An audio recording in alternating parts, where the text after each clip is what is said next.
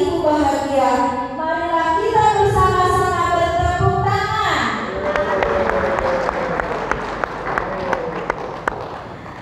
Bapak dan Ibu yang berbahagia, wah luar biasa, dan tepuk tangannya saja sudah bergairah nih mengikuti sesi ketiga ini. Ya, mari kita mulai sesi ketiga ini dengan Assalamualaikum warahmatullahi wabarakatuh. Waalaikumsalam warahmatullahi wabarakatuh. Selamat siang Bapak dan Ibu semua. Semoga Bapak dan Ibu pada sesi ketiga ini tidak ngantuk ya Pak Bu. Saya sendiri terus terang senang sekali bisa mengikuti acara kegiatan pada hari ini, sosialisasi dari Majelis Taklim Muhammadiyah.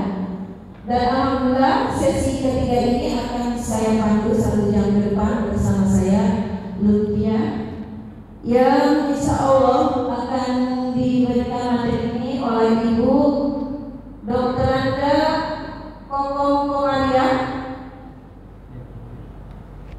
Alhamdulillah Bu, ini Ibu Dr. Anda Kokong Komaria SEM MPD ini sudah sangat kompeten di bidangnya, karena beliau sebagai anggota Majelis Tabligh dan Ketarjihan Pimpinan Wilayah Muhammadiyah Jawa Barat, sekaligus juga sebagai Ketua Majelis Tabligh Pimpinan Wilayah Aisyah Jawa Barat. Tepuk tangan untuk Ibu. Dan pengalaman beliau dalam berorganisasi tidak dilakukan lagi, apalagi mengenai materi ini, mengenai materi fikih perlindungan anak. Kenapa materi ini harus disosialisasikan? Karena kita tahu bahwa sekarang ini anak-anak kita sudah banyak sekali masalahnya yang kompleks dari A sampai Z. Dan karena itu, dengan tidak menunggu waktu lama-lama, kita persilakan saja Ibu Kokong Komaria. Pertanyaan beliau, Pak silakan. Terima kasih. Assalamualaikum warahmatullahi wabarakatuh. Boleh berdiri, asa. Bagaimana bapak-bapak, ibu-ibu, masih semangat? Pak, buktikan semangat pagi. Yang semangat ibu-ibu, bapak-bapak tidak semangat.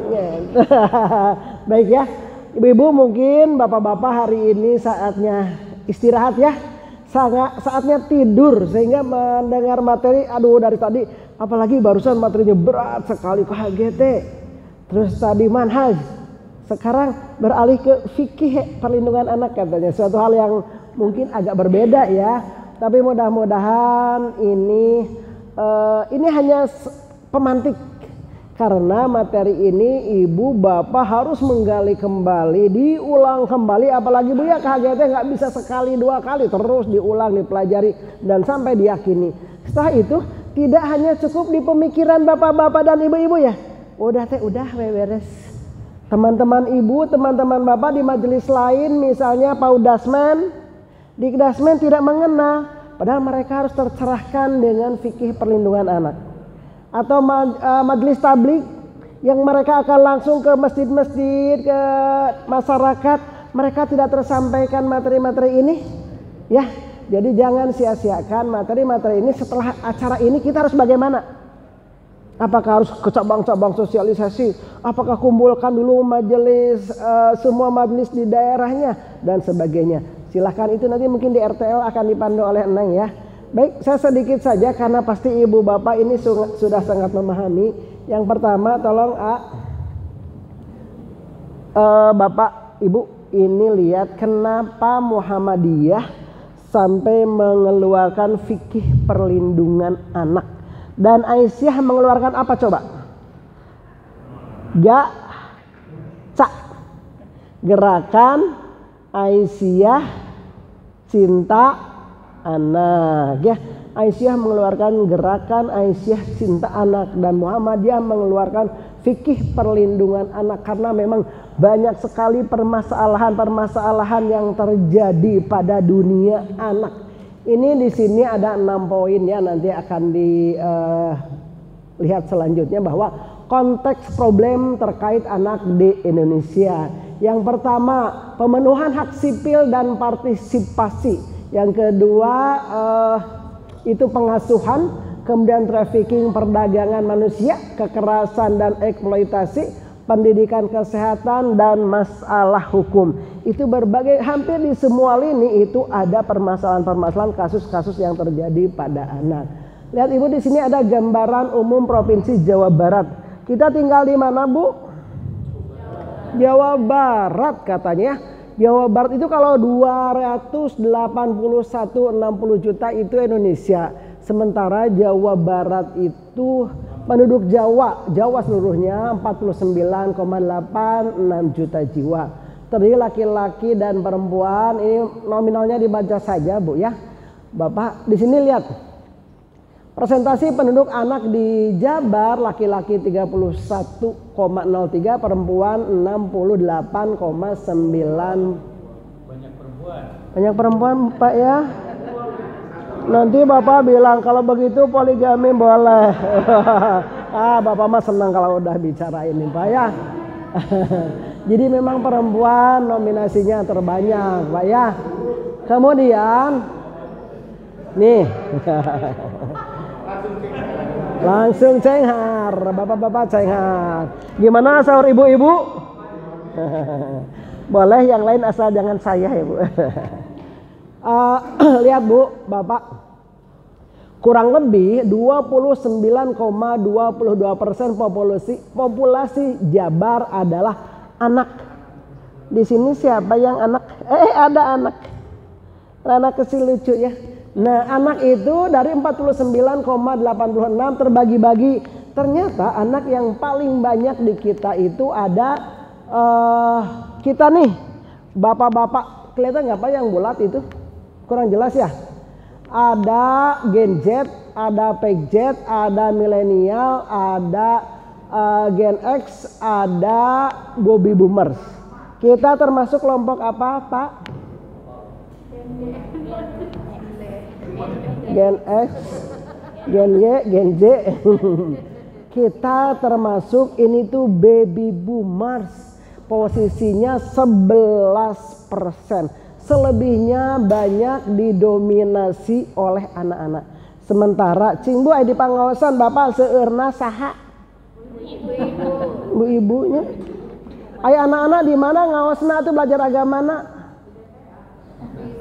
Di madrasah. Nu alit SD, nu SMP sareng SMA.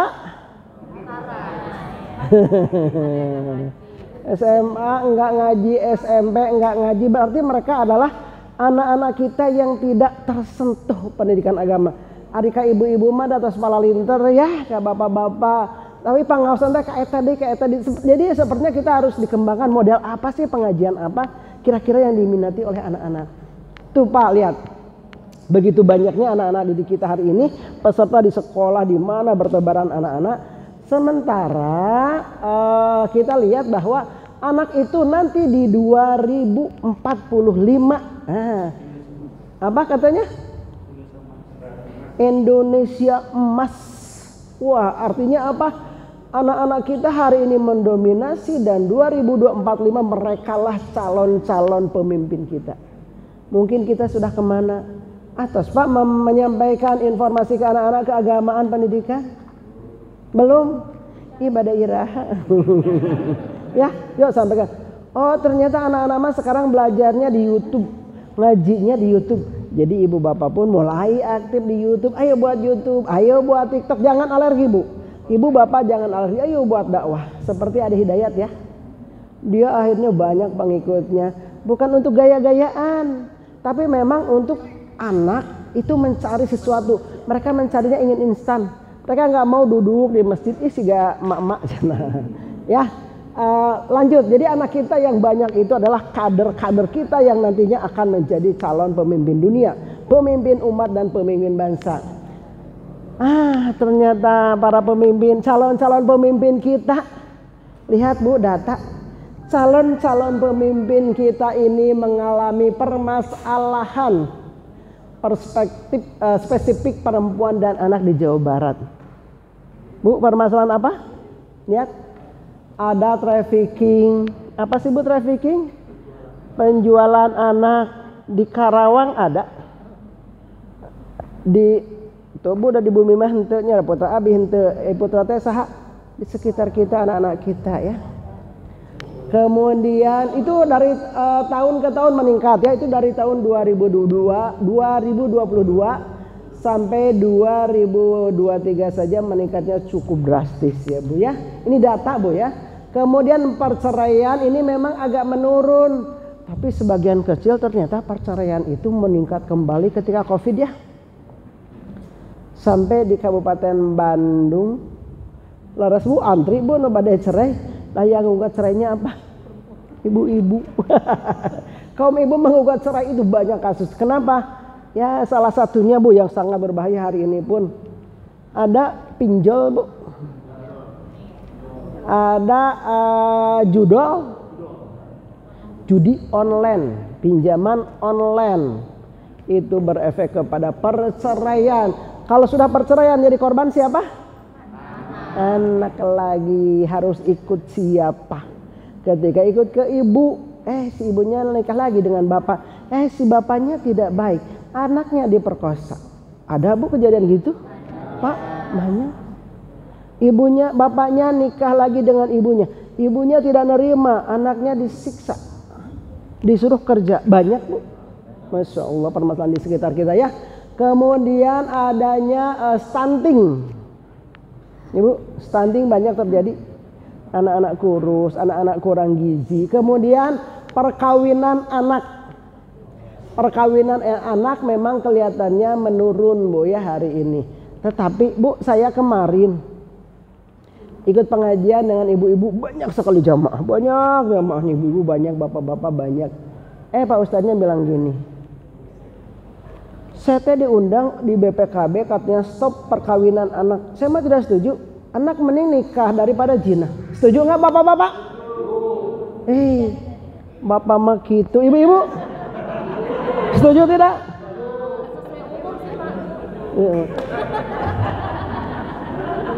Nah setuju. Sedih bapak mah. Anak-anak nggak apa-apa anak nikah daripada judi, daripada zina. Setuju Pak? Kata ibu enggak. Bu, gimana Bu jawaban ibu? Ya dikasih inilah ya pendidikan biar nggak nikah muda. Pendidikan biar nggak nikah muda. Bu, bapak nikah muda, resikonya coba. Anak belum siap nikah, dia bisa nggak mendidik anaknya? Belum bisa. Dia dari segi fisik dan psikisnya menerima misalnya diperlakukan dengan KDRT, itu banyak terjadi di anak-anak. Kemudian dia juga anak kalau nikah di usia dini belum matang dalam segala hal. Jadi sebaiknya jangan dinikahkan karena batas umur anak itu menurut undang-undang berapa Bu? 19 katanya 19 itu tamat SMA, itu dianggap cukup sebetulnya masih belum karena dia harus mandiri dulu. Wayahna ibu bapak dari Aisyah Muhammadiyah, wayahna lah jangan ada yang menikahkan anak di bawah umur ya Bu. Kalau tadi ada kata-kata daripada zina, ya jangan, larang mereka pacaran, beri mereka ilmu yang bermanfaat, kasih arahan. Ayo kita berorganisasi, ada IPM, ada HW, ada banyak hal yang bisa anak-anak kita lakukan. Jadi tetap kita mengatakan bahwa anak-anakku menikah harus dalam keadaan siap lahir batin, mental, spiritual ya. Siap Pak? Siap ya, melatih anak-anaknya jangan dinikahkan muda. Di Pareman tandaning atas ya. Nah ibu-ibu di atas ada apa lagi Kang? Oh udah ya. Kemudian kekerasan. Lihat kekerasan naiknya drastis sekali. Kasus kekerasan itu apa Bu tadi? KDRT ke anak. Bu, ayah tukang nasi goreng Bapak. Pisang goreng, makanan gorengan. Cantik. Hafid. Deng-dengen Bu. diperkosa, terus diperkosa, dibunuh. Nguping beritana? Padang, kasus kecil. Di Jawa Barat aya teu? Seueur ya banyak. Jadi banyak kejadian. Ternyata katanya Bu konon, kenapa anak-anak kita hari ini banyak terpengaruh oleh hal-hal yang negatif? Karena korteks ini Bu, otak depannya rusak. Otak depan itu kemanusiaan rusak seperti hewan karena apa? Dari dia suka menonton porno. Bapak bade naros, upami putra bapak ngimpen, osok tara murang kali ngadongeng, bapak abi teh nahanya baseuh wengi ngimpen, terang tuh bapak putra mimpen iraha, terang. Itu jangan tabu Pak, tanya ke anak harus mau cerita. Engke anak mukana dina HP Pak ditingali. Oh ternyata mimpi gini. Kita munculna macam-macam tonton weh. Nah dari tontonan itu sekali ningali kedua kali teu dibuka oke datang. Kenapa Bu? Ketika kita sudah sekali buka dua kali, ketiga keempatnya dah datang. Itu yang disebut dengan apa istilahnya itu? Pokoknya kita kalau pernah melihat itu akan terus datang seolah-olah kita itu suka dengan itu. Dan anak nu kitu mah pasti senang. Kita di kepalanya muncul dan suka. Ketika suka merusak otak depan, otaknya tidak bisa terkendali seperti hewan ya. Jadi wayahna bapak dekati anak, ibu juga anak sudah mulai head ditaros, diberitahu dan sebagainya. Jadi pendidikan keluarga, kedekatan bapak sareng putra, ibu sareng putri silahkan dibangun supaya anak-anak kita terhindar dari hal-hal yang tidak baik. Ya itu ya, kekerasan itu bisa timbul dari begitu, dibunuh. Bu, binatang oge menyayangi anak ya. Tapi kadang ayah manusia yang tidak menyayangi anaknya banyak. Adik yang harusnya mencintai kakak yang mencintai adiknya ternyata malah memperlakukan tidak baik ya. Itu kekerasan terjadi salah satunya dari senang melihat pornografi. Dan pornografi hati-hati. Da saur bapak saur ibu teh henteu da putra abi mah bager soleh di kamar cing tingali di kamar nuju naon dikunci. Ternyata dikunci Bu, hati-hati. Sekarang mah banyak juga pornografi dilakukan via HP, dibuka acukna, ditinggalikeun ka pameget. Engke teh di ditu teh si pameget teh ningali. Ketika sudah tidak suka, diancam, disebarkeun. Banyak kasus itu terjadi dan anaknya stres bunuh diri. Nah, itu kejadian-kejadian hari ini padahal dia tuh anak-anak siapa? Anak-anak kita yang nantinya akan menjadi calon-calon pemimpin dunia, calon pemimpin Indonesia ya. Lanjut A. Nah lihat Bu, kekerasan di provinsi Jawa Barat. Aduh kirang jelas, tapi kelihatan Bu, ternyata dari tahun ke tahun terus meningkat kekerasan. Terus lihat Bu, ada yang hitam dan biru. Yang hitam di sini ternyata kekerasan terjadi pada anak. Nah kalau yang sebelah yang biru, kekerasan terjadi pada perempuan.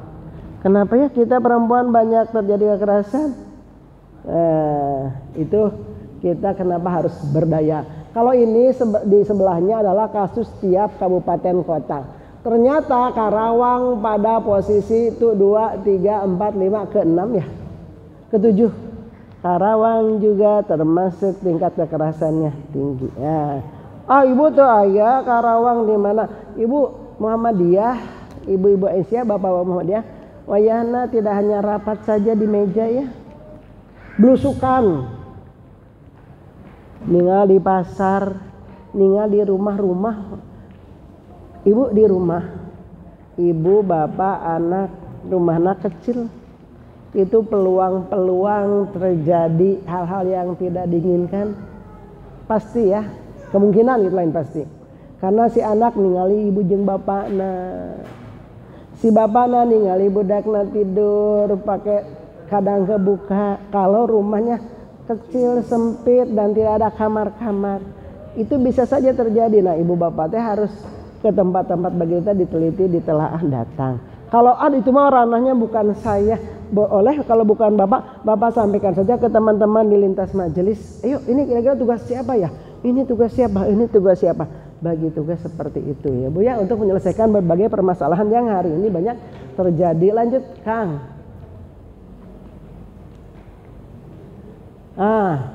Kalau ini kasus ibu yang paling tinggi itu dua-duanya di atas maupun di bawah, itu yang tidak jelas itu namanya adalah kabupaten dan kota di seluruh Indonesia, dan posisi Jawa Barat lah yang tertinggi. Jawa Barat tinggi nu kararieunahnya isin ya. Lanjut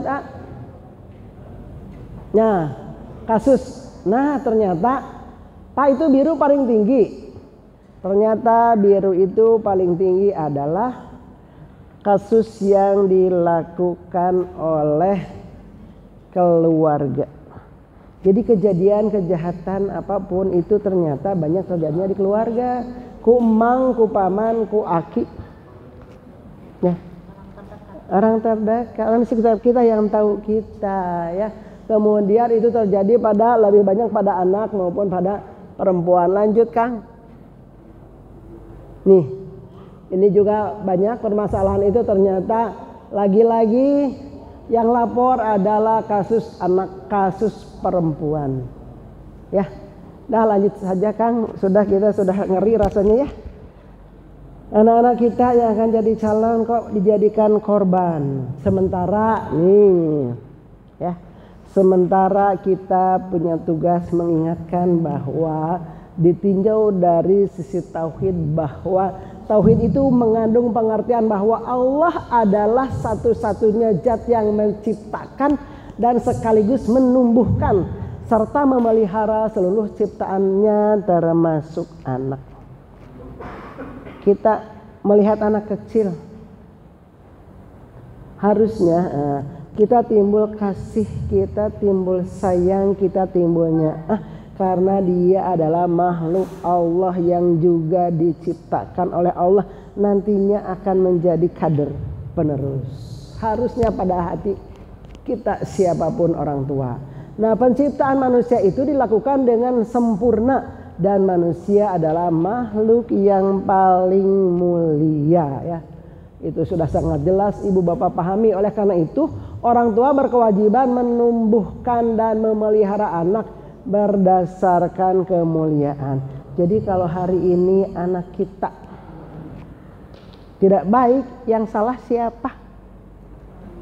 Orang tua. Bapak ngaraos teu upami bade ka kantor.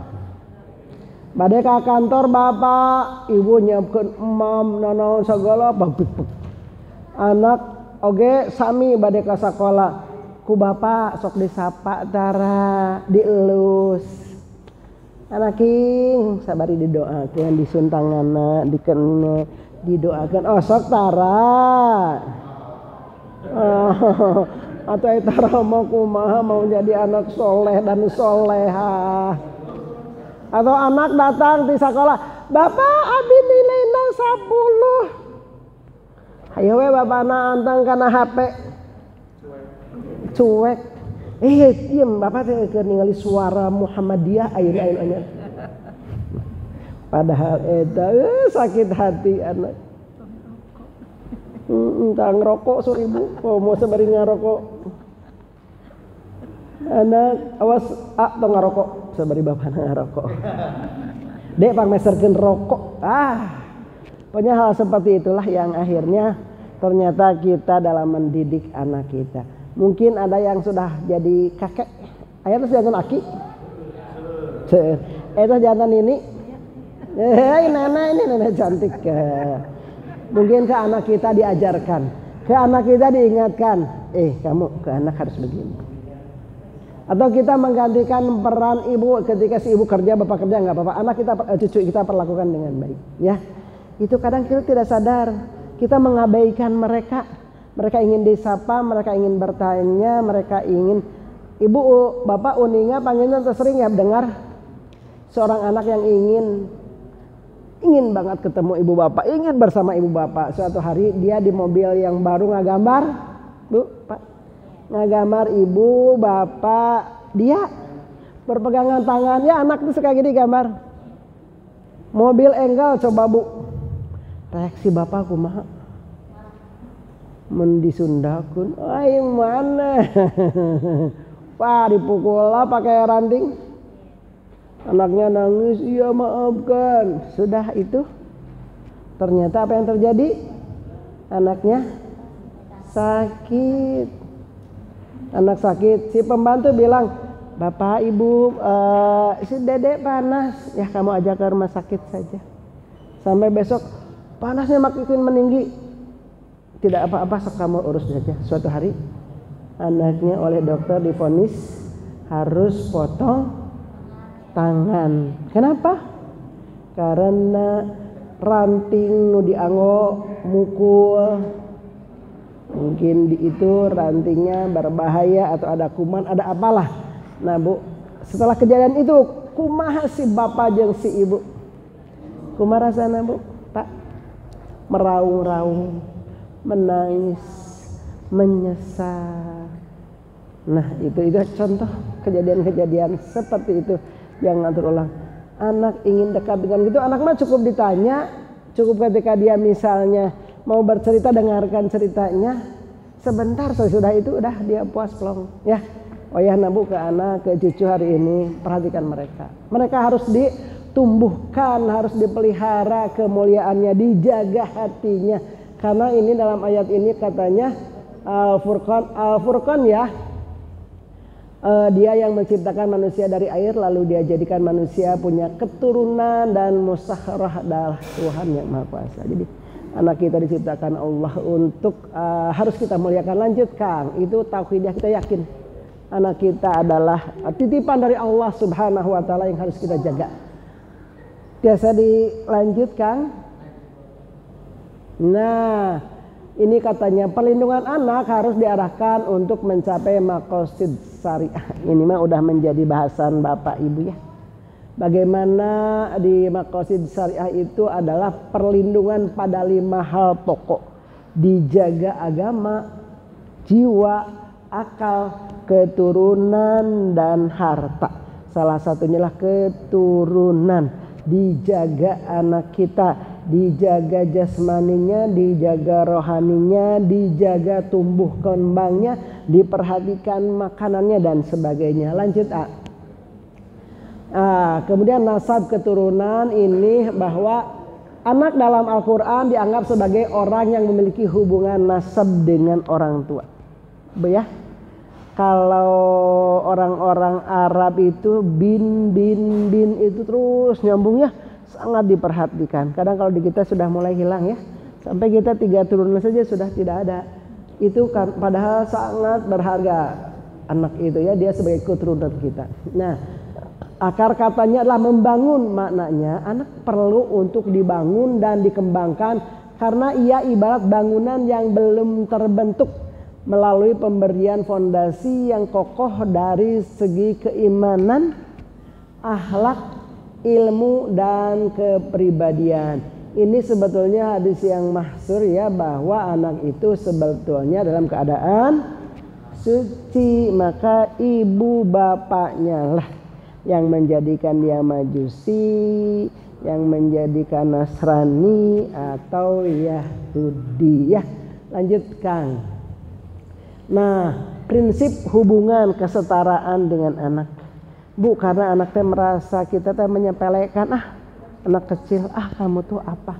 Tetapi di sini sebetulnya pola hubungan antar anggota keluarga yang didasarkan pada kesetaraan nilai kemanusiaan mendorong munculnya sikap saling memahami, tafahum, toleransi dan penghargaan terhadap orang lain. Ibu bapak, kalau misalnya begini, kita punya senantiasa berhusnudon. Ketika melihat anak kecil, kita berpikir anak kecil belum punya dosa. Di mata Allah dia sangat berharga dan pasti masuk surga. Kasaluhureun urang nyariosna lebih tua dari kita, ilmunya banyak, pasti dia sangat alim dan pasti Allah masukkan dia ke surga. Jadi kita selalu berhusnudzon. Ke yang punten ekonominya kurang, ekonomi kurang, pasti dia dihisabnya juga tidak akan lama-lama, pasti dia akan cepat masuk surga. Ke yang kaya, wah orang kaya kesempatan kekayaannya dipakai beramal, berderma, pasti dia masuk surga. Jadi semua orang yang di mata dia dilihatnya selalu berharga, selalu memiliki potensi yang tinggi, selalu bagus. Jadi tidak ada di kita rasa merendahkan orang, tidak ada kita melecehkan. Ada orang yang menurut kita misalnya dipandang eta meni kalakuan teh acukna meni Mbak diswek-swek ayat tato, boleh Bapak bilang gini, ih kacida. Kita berpikirnya dibalik, meureun ayeuna manehna kitu, suatu hari Allah membalikan hatinya menjadi orang yang sadar, menjadi orang yang soleh. Jadi kita tidak akan merasa kita paling soleh, tidak akan merasa kita paling pintar, tidak bisa merasa kita paling jago. Abi tengah meeting neng beberapa menit dilila meeting. Lanjut. Tuh terus di Pareman dak. Terus di Pareman atasnya. Ya Bu. Jadi itulah kesadaran yang harus dimunculkan pada kita. Senantiasa kita berhusnudzon kepada siapapun yang ada di hadapan kita. Dah lanjut. Walad, ini kesetaraan. Tidak ada perbedaan antara laki-laki dan perempuan, sehingga namanya itu aulad.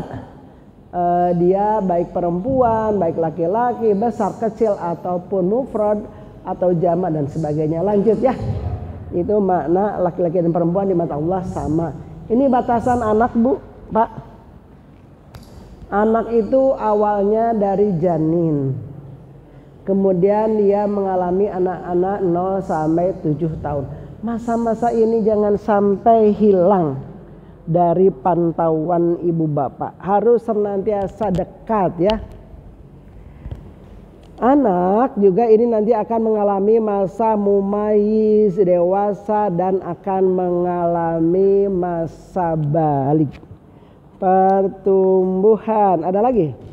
Jadi tumbuh kembang anak harus selalu dalam pantauan kita. Tahap demi tahap, step demi step, sampai Bu, saya tuh kemarin dengan anak-anak SMA cerita. Kamu mau enggak kalau dikatakan sebagai anak strawberry? Enggak. Kenapa atuh kamu begitu? Enggak Bu, saya Bu.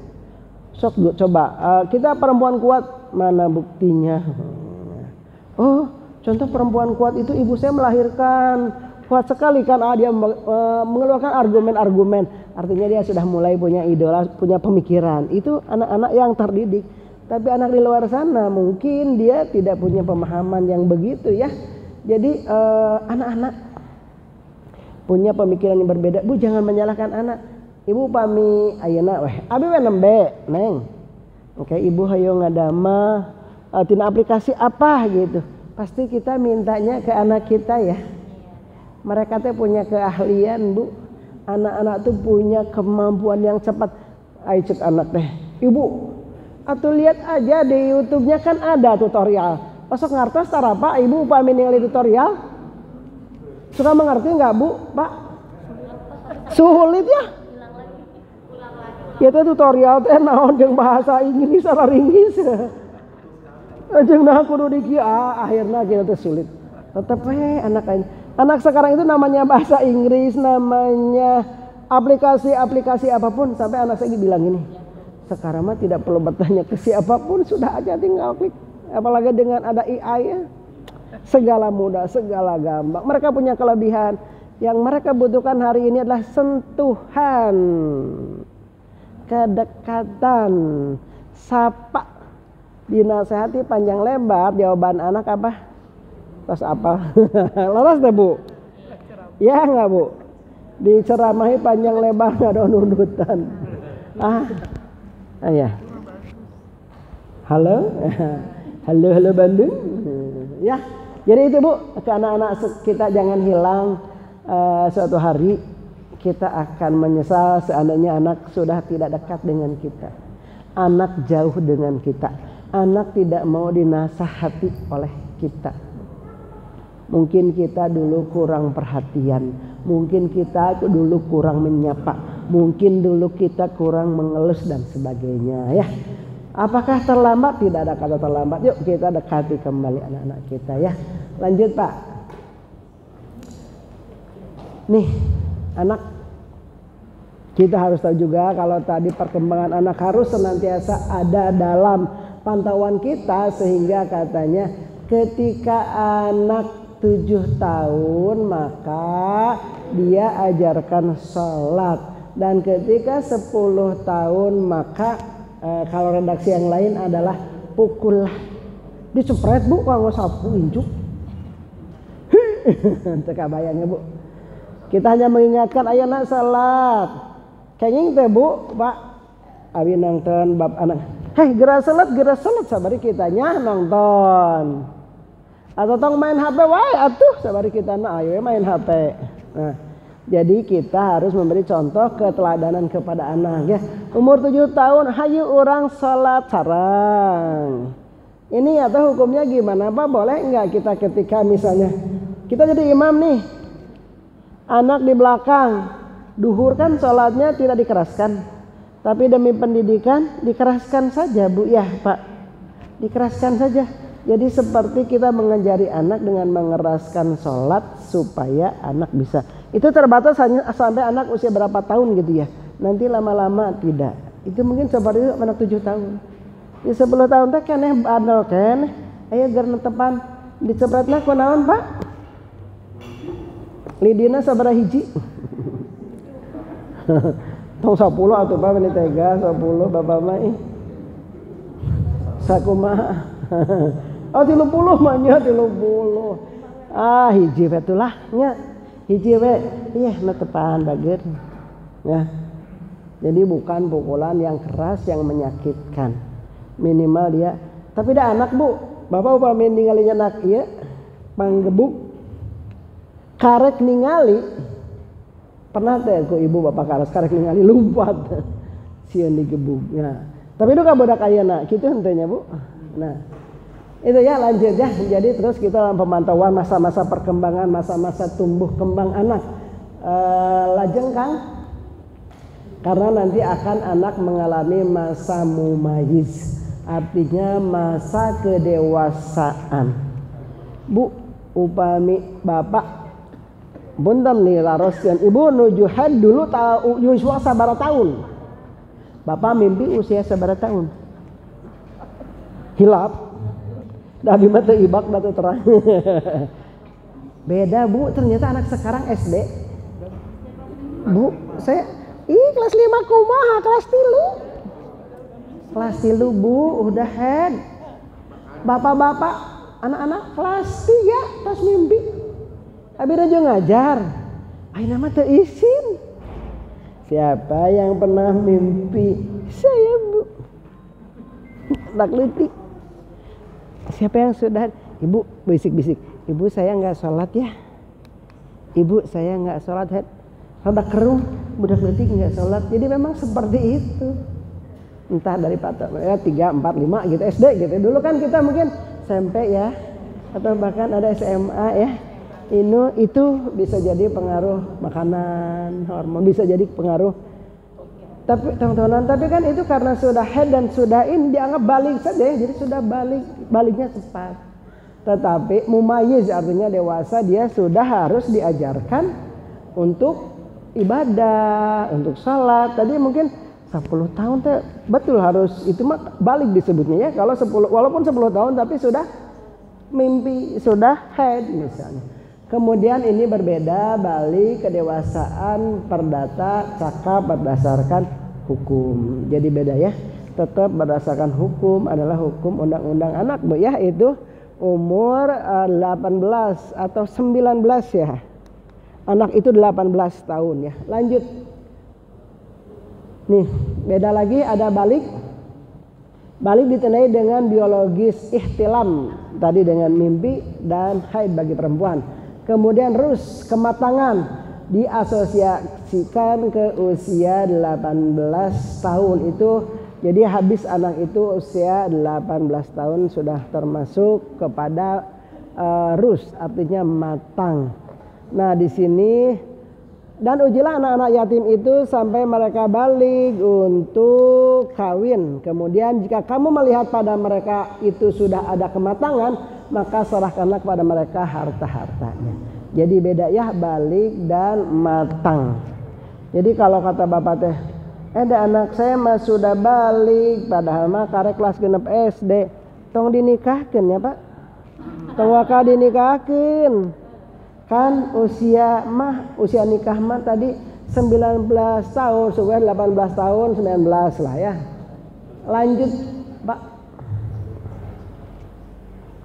Nih bu, pak, anak memilih hak.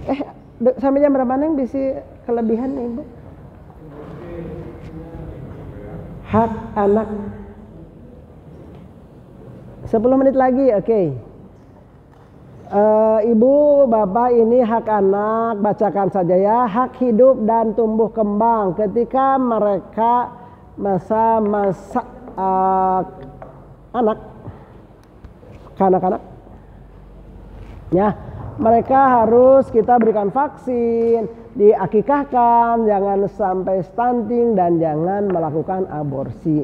Kemudian hak sipil itu anak harus mendapatkan identitas anak, akte ya, pengasuhan, posisi dan perlindungan dalam hukum. Kemudian dalam perlindungan tidak boleh ada pernikahan anak, trafficking, kekerasan dan penelantaran ya. Itu harus dijaga, itu harus terlalu kita pahamkan bahwa anak punya hak-hak yang harus mereka miliki ya. Seperti pun nih di identitas anak. Misalnya kalau kita di fikih itu ternyata ada yang istilah Pak Taufik tuh nggak enak ya disebutkan parabola. Apa cenah bu parabola? Nggak enak nyebutnya parawan jebol tila.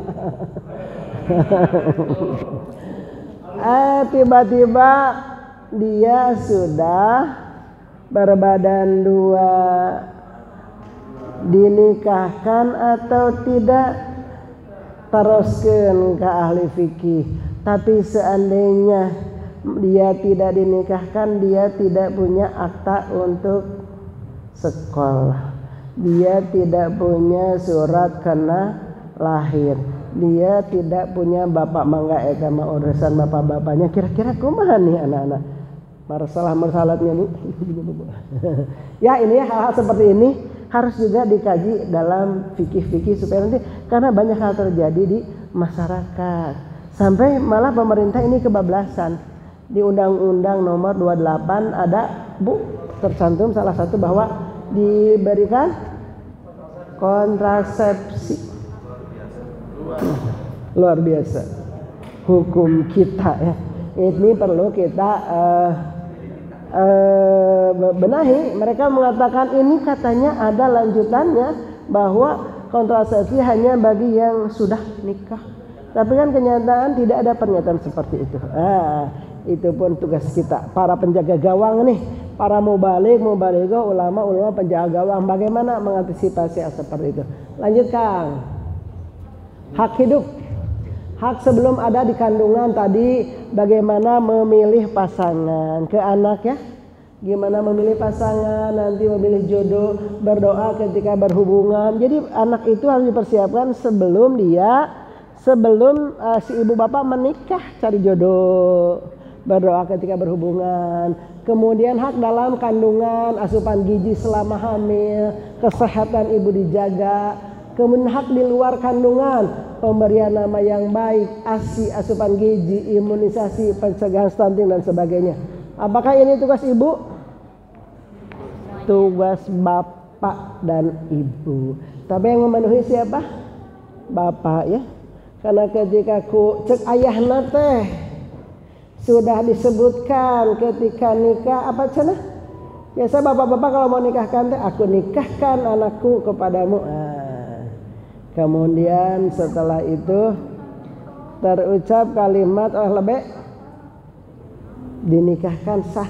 Ketika menyebut sah, orang tua yang memiliki kewajiban ke anak gadis tumpah semua ke suami. Suami harus berani mengambil resiko lahir batin, sedihnya, susahnya istri. Ya, itu tuh berat. Makanya kalau tadi anak tidak siap, usia di bawah umur dinikahkan, sulit, Pak ya. Lanjut. Hak sipil, nasab dan identitas, hak bicara, berpendapat dan berpartisipasi, hak mendapatkan dan memiliki harta. Itu sudahlah tadi dibahas. Lanjut.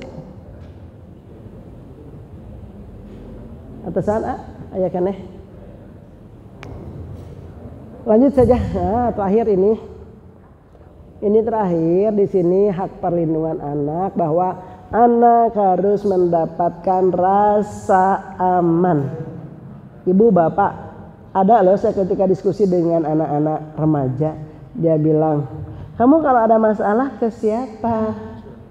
Ke teman. Enggak ke ayah? Enggak. Ke ibu? Enggak. Ketika curhat ke teman, mending kalau temannya memberi solusi yang baik. Kalau temannya bilang, ayo ikut aku saja, enak loh. Kan bahaya ya, hati-hati. Jadi dia harus mendapatkan rasa aman, tenang di rumah sehingga bercerita kepada kita mau. Kemudian dilindungi pernikahan anaknya. Kemudian hadhanah itu ketika kecil dilindungi, dijaga ya, dan dihindari dari kekerasan. Ibu bapak, itulah hak-hak yang harus kita berikan kepada putra putri kita, dijaga, dilindungi, dibela, disayang, karena mereka adalah nanti akan menjadi aset kita. Betul nggak Bu, aset Pak? Ibu tuh sepuh, pasti hoyong dijaga ku putra. Ibu bapak ketika tiada siapapun, pasti anak adalah yang akan membela kita. Dan bahkan ketika kita sudah tiada, maka yang akan mendoakan adalah putra putri kita. Makanya anak-anak kita ketika kita mendidik dengan baik, ketika anak-anak kita asuh dengan penuh kasih sayang, cinta, dan mereka mendapatkan rasa aman, sayang, tenang, dia akan mendoakan kita dengan penuh cinta kasih. Itu ibu bapak, hapunten anu kasuhun. Billahi taufiq wal hidayah. Wassalamualaikum warahmatullahi wabarakatuh.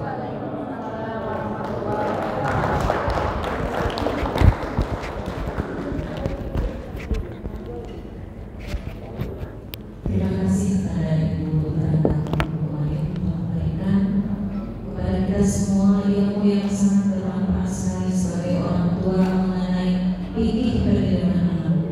Namun Bapak dan Ibu, sebelum kita mulai sesi tanya jawab untuk supaya Bapak Ibu segar dalam mengikuti kegiatan ini sebelum penutupan, coba Bapak dan Ibu mohon maaf nanti kalau saya bilang oke, maka Bapak dan Ibu tangannya harus seperti ini ya Bu. Oke, siap. Oke, siap. Kita mulai ya. Oke. Siap. Oke. Siap. Oke. Siap. Terima kasih kepada Ibu, dan kita mulai dari tanya kali ini. Silakan kepada Ibu dari sebelah Bapak sih. Siap, Maya. Dari sebelah kiri Ibu Yus. Silakan Pak. Mangga.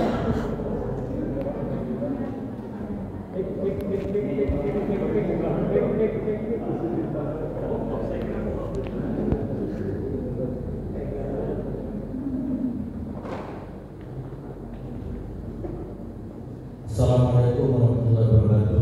Waalaikumsalam warahmatullahi wabarakatuh. Sebentar saya lihat tadi agak rame bahwa ada di Jawa Barat banyak perceraian.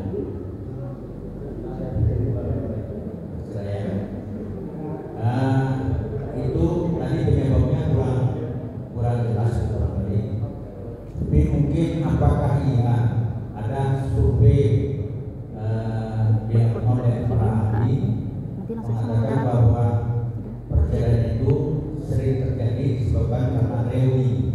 Reuni. Itu iya atau tidaknya saya kurang tahu pasti. Yang kedua, bahwa pernikahan dini tadi kan anak kalau belum siap jangan dinikahkan. Kalau itu anaknya patuh dan orang tuanya paham. Tapi saya mengacu pada orang tua kita yang dulu. Orang tua kita dulu menikahnya paling 12 tahun sudah menikah. Seperti ibu saya itu 12 tahun punya anak 10. Insya Allah. Itu benar. Lalu bisa terus. Tapi sekarang udah nikahnya umur 25, sarjana, anak 2 susah. Itu di mana kekeliruan itu? Terima kasih. Assalamualaikum warahmatullahi wabarakatuh.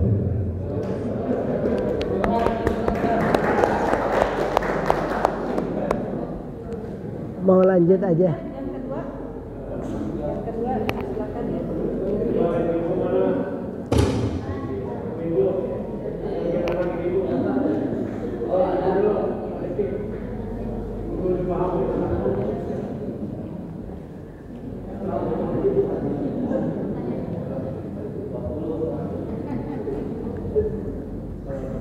Assalamualaikum warahmatullahi wabarakatuh. Waalaikumsalam warahmatullahi wabarakatuh. Saya Musliani dari pimpinan cabang Malaysia Cikampek.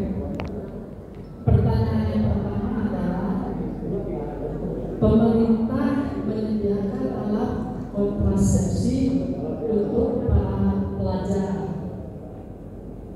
Tujuannya agar tidak terjadi kehamilan dan tidak terjangkit penyakit yang berbahaya. Ini bagaimana pendapat Muhammadiyah dan Aisyah mengenai permasalahan ini? Pertanyaan yang keduanya adalah, batas umur berapakah tingkat kematangan anak untuk menikah? Sedangkan ada sebuah dalil yang mengatakan bahwa jika anak gadismu ada yang melamar, orangnya laki-laki, seorang laki-laki yang akhlaknya baik, agamanya baik, maka dikatakan di situ tidak ada keterangan batas umurnya harus berapa-berapanya ya. Itu ada itu pertanyaannya. Assalamualaikum warahmatullahi wabarakatuh.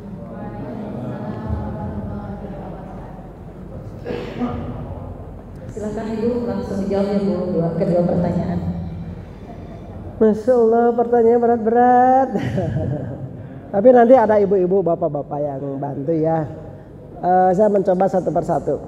Yang pertama, data perceraian banyak itu betulkah? Itu betul Bapak. Penyebabnya apa? Banyak kasus. Kalau tadi Bapak menyatakan dari reuni, bisa jadi ya. Banyak kan cilok atau CLBK, cinta lama bersemi kembali. Ada banyak itu. Makanya apakah kita harus menghindari reuni? Ya menghindari sih tidak, membatasi sajalah ya Bu, karena kita tetap butuh dengan sahabat, teman, keluarga, bercerita dan sebagainya. Pak, hari ini tuh ternyata hanya salah satu, ada salah 2, salah 3, salah 4 judul itu ternyata kasus terbesar yang membuat perceraian. Bapana judi online. Pak, Ari judi online teh bukan pinjam 100 jadi 200. Bisa jadi pinjam 100 jadi 400, 500, mayaran bunga nawe si etana tacan kalau itu. Ya iyalah, istrinya nggak suka. Dan biasanya yang judul suka sembunyi. ketahuan ketika dikejar-kejar. Ini salah satu. Lain-lainnya banyak Pak, tapi kebanyakan lebih ke memang ekonomi ya. Kebutuhan tidak terpenuhi, akhirnya mencari jalan lain, ingin berusaha lain dan sebagainya. Itu memang betul banyak terjadi perceraian. Jadi kalau hari ini kita adalah keluarga yang utuh, kita keluarga yang harmonis, suami kita sayang, istri kita sayang, dan pernikahan udah 25, 30, 40, bersyukurlah. Karena di luar sana ada yang pacaran 1 tahun nikah sebulan, itu jangan banyak yang terjadi. Kita alhamdulillah jadi dijaga ya hubungan antara suami istri sehingga terbina keluarga yang sakinah mawaddah warahmah. Ya Bapak, itu jadi salah satu kasus, tapi banyak kasus-kasus lain yang akhirnya membuat perceraian dalam rumah tangga. Yang kedua, ibu kita 12 tahun nikah, punya anak 12 dan bisa ngurus. Aduh, luar biasa. Memang seperti itu ya kenyataannya. Orang tua kita Wonder Woman luar biasa. Bahkan ada yang mengatakan gini juga. Da bapak urang mah ka sawah teh ti jam 7 nepi ka bedug. Apa bedug teh Pak? Lohor. Tapi ka peser bumi, ka peser sawah, ka peser tanah. Ari ieu cenah eta duanana ibuna kerja, bapana kerja ti angkatan 55. Berangkat jam 5, pulang jam 5, nah ngontrak keneh. Mungkin beda alam Pak ya kita dengan yang orang tua kita dulu. Orang tua dulu 12 tahun. Bapak ngalamin nggak ya? Saya tuh nggak tahu melihat foto-foto orang dulu SD, tapi ini jarangku. Mungkin dia satu dari fisik besar, dua dari kematangan juga lebih kuat karena mungkin ditempa oleh orang tua. Mungkin tingkat kedewasaan orang tua dulu dengan anak sekarang beda Bu ya. Bu, itu salah satu mungkin. Tapi kalau untuk sekarang diterapkan menikah 12, banyak kasus. Jadi memang beda zaman, beda perlakuan, beda budaya, itu membuatkan perbedaan-perbedaan yang terjadi. Jadi Bapak Ibu entong nyebat kieu. Dek, da Bapak mah basa eta jajan teh ngan 10.000 henteu eta 10. Saberapa jajan basa eta? Saperak. Dek, Bapak mah dulu duit 1.000 teh cukup, jangan anu. Atau Bapak balik WD sih gak baheula mana paling gak balikkan ya. Memang artinya banyak perbedaan-perbedaan yang terjadi masa lalu dengan masa sekarang. Jadi kita tidak bisa membandingkan orang dulu dengan orang sekarang. Ya. Tonga dongeng ka budak. Nak Bapak mah baheula yang duitnya jualan. Kamu mah mending ngeunah we. Atuh Bapak mah dulu miskin da abi mah ayeuna. Artinya anak ayeuna Pak, Bu tiasa ngabalik-balikeun, dan memang itulah zamannya hari ini. Zaman berubah, budaya berubah, maka kebiasaan pun menjadi berubah. Termasuk kata Bapak 25 tahun teh padahal mah wah dari segi apapun matang, ekonomi matang, mungkin sudah kerja dari segi fisik, psikis dan sebagainya. Tapi ngurus anak mungkin memang dulunya tidak disiapkan untuk merawat anak, tidak dibangun komitmen dengan suami bagaimana membina.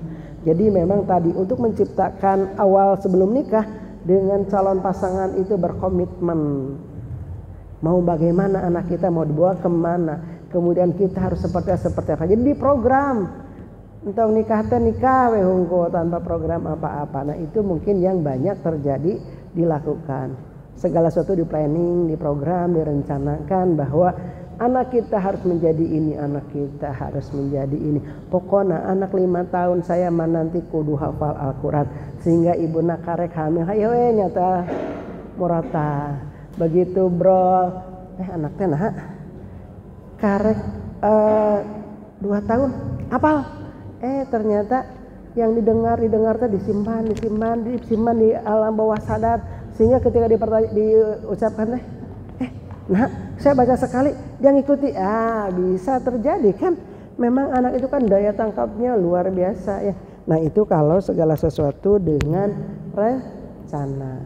Panginten gitu mangga nu sanes pilih bade nambihan. Terus Bu,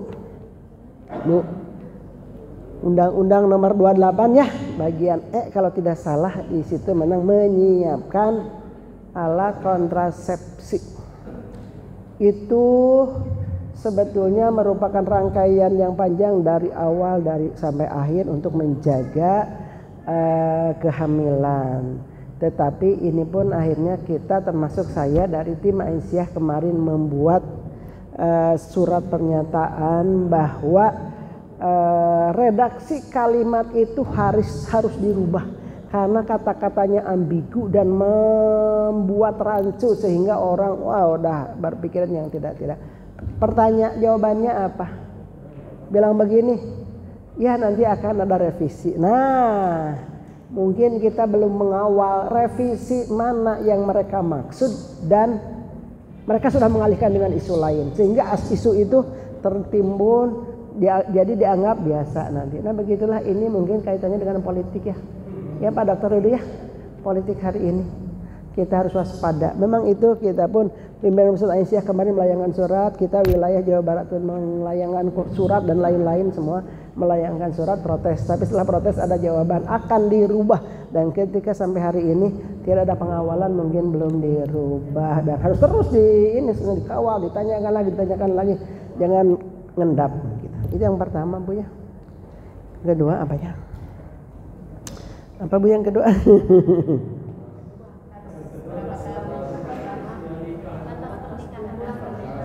Oh, oke. Tidak ada batasan ya Dokter Dudu ya, tidak ada batas usia berapa tahun menikah. Tetapi konon Siti Aisyah itu memang dinikahi masa banyak, ada yang menyebutkan anak-anak, remaja, dewasa. Tapi ternyata katanya yang terpercaya itu nikahnya umur 16, tetapi mulai Rasulullah melakukan suami itu usia 18 sudah matang. Ini berdasarkan kakaknya ya, informasi dari kakaknya siapa ya Pak?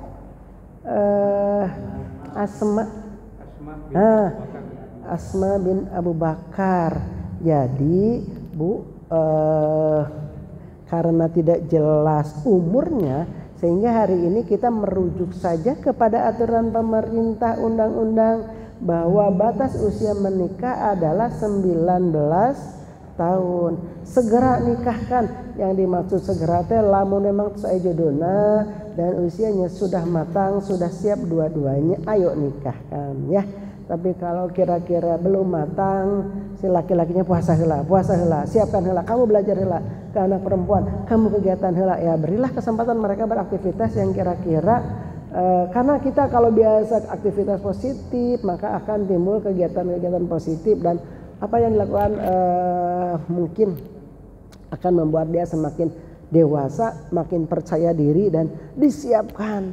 Termasuk salah satu tugas kita Muhammadiyah dan Aisyah adalah membuat persiapan untuk catin para calon pengantin, diajarkan bagaimana seorang istri, bagaimana sebagai seorang laki-laki, bagaimana membina, bagaimana merencanakan dan sebagainya. Itu kewajiban kita ya, salah satunya. Wayahna ya Bapak Ibu anak-anak, kita jangan dulu dinikahkan sampai dia betul-betul matang lahir dan batin. Eta panginten Bu. Parantos pangintennya hatur nuhun bilih bade nambihan Bapak Ibu bade nambihan. Atos Bapak Dokter bade nambihan. Alhamdulillah hatur nuhun Ibu hapunten bilih kirang sae, kirang merenah terus aya anu nyentug kana mana hapunten samudaya kalepatan sekali deui. Assalamualaikum warahmatullahi wabarakatuh.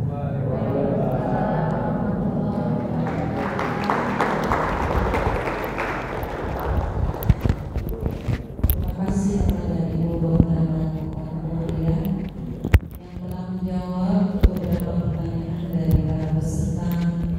Dan untuk selanjutnya sebelum acara diakhiri, kepada Ibu, kalau tadi diawali dengan pantun maka saya akhiri juga dengan pantun. Masyaallah, pantun enggak? Kepada Ibu, jalan-jalan ke Jakarta. Jangan lupa nih bahwa